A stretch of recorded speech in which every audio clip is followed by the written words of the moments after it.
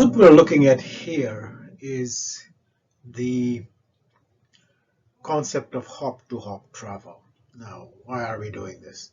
Well, because the hop-to-hop travel that one experiences when traveling from one place to another is no different than the traveling of packets on the internet. So, the hop-to-hop travel is how packets travel from one router to another. And that is one of the things that we're going to take a look at in this specific module.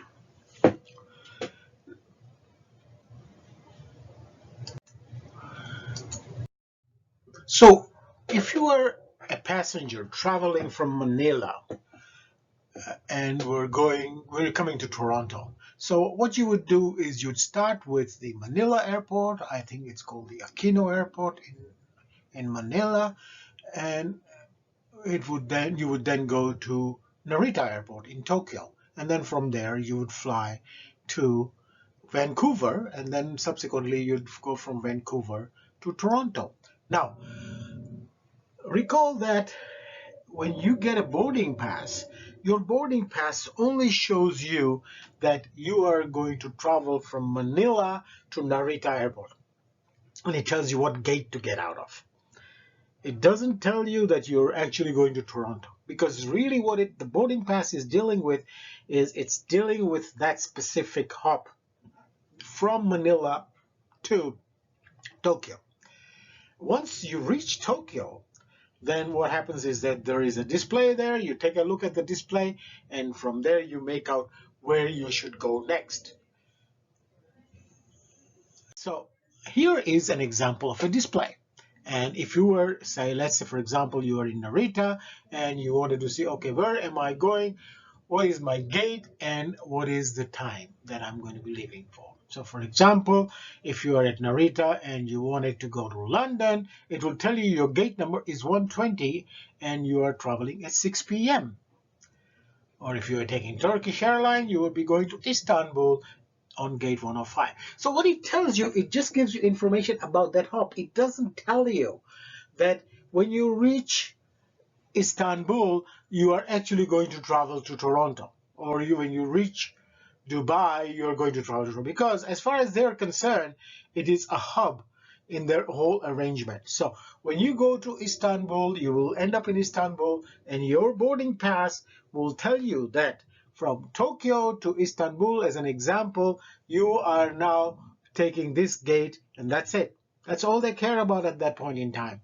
And when you reach Istanbul, there'll be a similar display that will tell you, okay, well, in order to go from Istanbul to Toronto, then you would have to take the following gate. So each of these is specific to the overall flight, but is done on a single hop-by-hop basis.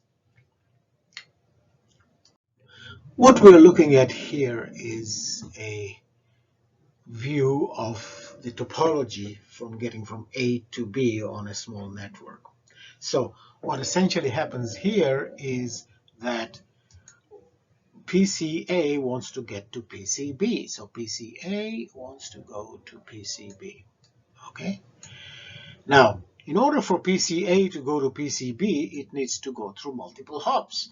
So it'll go through the first hop, which is from A through S1 to R1. And then from R1, it'll go to R2. And then from R2, it'll go to R3.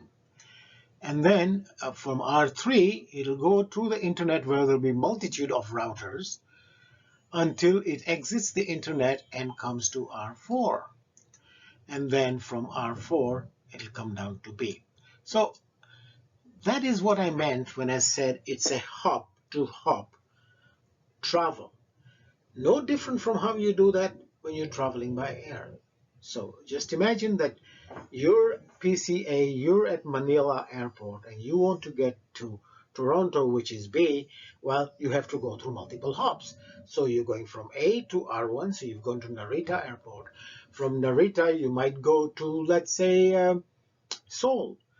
From Seoul, you would look at the display again. The routing table is essentially your display, as you would see it in air travel. And then at R2, which is at Seoul, it will say, aha, in order for me to get to the next hop, which is to London, as an example, I have to take this specific gate.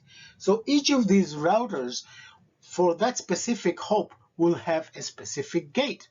And that's pretty much what the routing table does. It tells you that each one of these is a gate, and this is gate 200, for example, and this is at router 1.